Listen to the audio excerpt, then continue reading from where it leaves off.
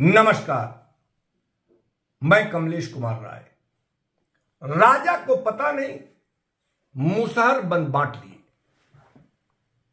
यही कुछ स्थितियां उत्तर प्रदेश पावर कारपोरेशन के साथ भी बताई जा रही हैं। पिछले दिनों यूपीपीसीएल प्रबंधन के द्वारा ट्रांजैक्शन एडवाइजर यानी कंसल्टेंट के लिए एक ई टेंडर निकलवाया गया। यूपीपीसीएल चेयरमैन आशीष कुमार गोयल के इस दुस्साहसिक नियम विरुद्ध फैसले से सभी हतप्रभ हैं। पूर्वांचल और दक्षिणांचल विद्युत वितरण कंपनियों से संबंधित क्षेत्र को निजी हाथों में बेचने की तेजी से चलाई जा रही कवायद के बीच इस तरीके की असंवैधानिक चेयरमैन के फैसले पर लोगों का सवाल उठना लाजिमी है। एक आंकड़े के मुताबिक पूर्वांचल और दक्षिणांचल विद्युत वितरण कंपनियों के पास 12 से 15,000 करोड़ की संपत्ति है, जो आम आदमी की मानी जा सकती है। आम आदमी की संपत्ति को नियमों के मुताबिक सिर्फ चुनी हुई सरकार और उस सरकार की सर्वोच्च कमेटी कैबिनेट के निर्णय के बगैर किसी भी अधिकारी को उसे बेचने का अधिकार नहीं है। बावजूद इसके ई टेंडर के माध्यम से यूपीपीसीएल चेयरमैन के द्वारा जो महत्वपूर्ण फैसले के साथ बेचने की कवायद में तेजी लाई गई है, वह संवैधानिक अपराध की श्रेणी में माना जा रहा है। पिछली सरकार की कैबिनेट के द्वारा उत्तर प्रदेश राज्य विद्युत परिषद को भंग कर यूपीपीसीएल का गठन किया गया।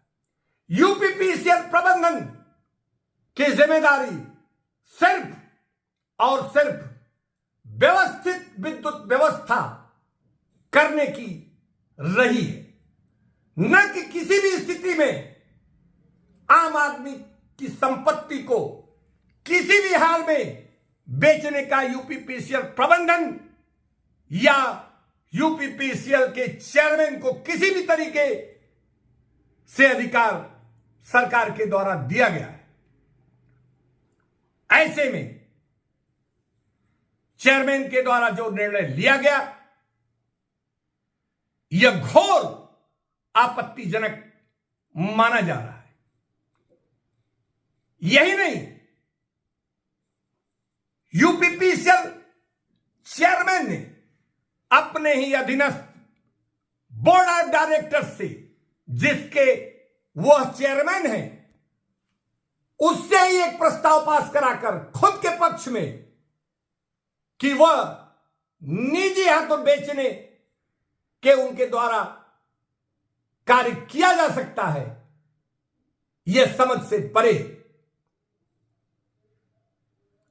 कहते हैं हाथी के दांत खाने की और दिखाने की ओर। यूपीपीसीएल प्रबंधन निजी हाथों बेचने के फैसले के बाद लगातार लोगों को गुमराह करने के लिए पब्लिक प्राइवेट पार्टनरशिप की बात कहती रहती है, लेकिन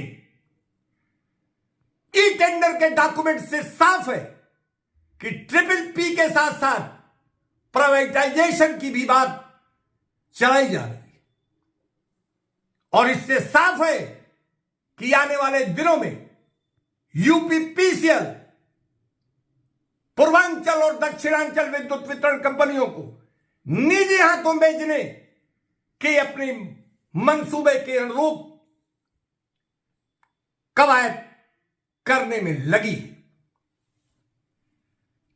पिछले दिनों यूपीपीसीएल के पूर्व प्रबंध निदेशक एपी मिश्रा की लगभग 3 करोड़ रुपए की संपत्ति ईडी के द्वारा जब्त कर ली गई। लोगों का कहना है कि जब विजिलेंस एपी मिश्रा के विरुद्ध जांच कर रही थी, ऐसे में अचानक ईडी की एंट्री कैसे हो गई। लोगों का यह भी कहना है कि जब उच्च न्यायालय में एपी मिश्रा की जमानत पर बहस चल रही थी और जांच में आरोप लगाने के पुख्ता साक्ष्य न होने पर अदालत के द्वारा सख्त टिप्पणी करते हुए एपी मिश्रा की जमानत दे दी गई। ऐसे में क्या ईडी के द्वारा इस तरह की जा रही कार्रवाई लोगों को एक संदेश देने का प्रयास तो नहीं है? कुल मिलाकर जिस ढंग से यूपीपीसीएल प्रबंधन के द्वारा नियम विरुद्ध तौर तरीकों के साथ निजी हाथों बेचने की कवायद में तेजी लाई जा रही है, वहीं दूसरी तरफ बड़े ही चालाकी से प्रबंधन के द्वारा अभी 2 दिन पूर्व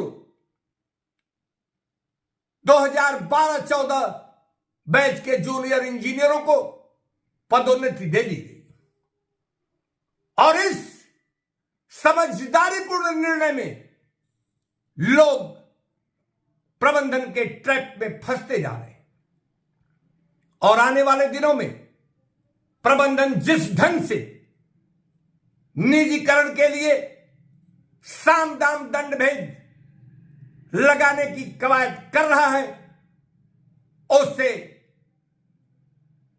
इस विभाग को निजी हाथों बेचने से कब तक बचाने में लोगों को सफलता मिल पाएगी, यह तो समय बताएगा। लेकिन आम आदमी की संपत्ति को क्या यूपीपीसीएल चेयरमैन इस ढंग से कौड़ियों के बाद पूंजीपतियों को दे देंगे, यह भी एक बड़ा सवाल बना रहेगा। उपभोक्ता मंच के लिए आज बस इतना ही। नमस्कार।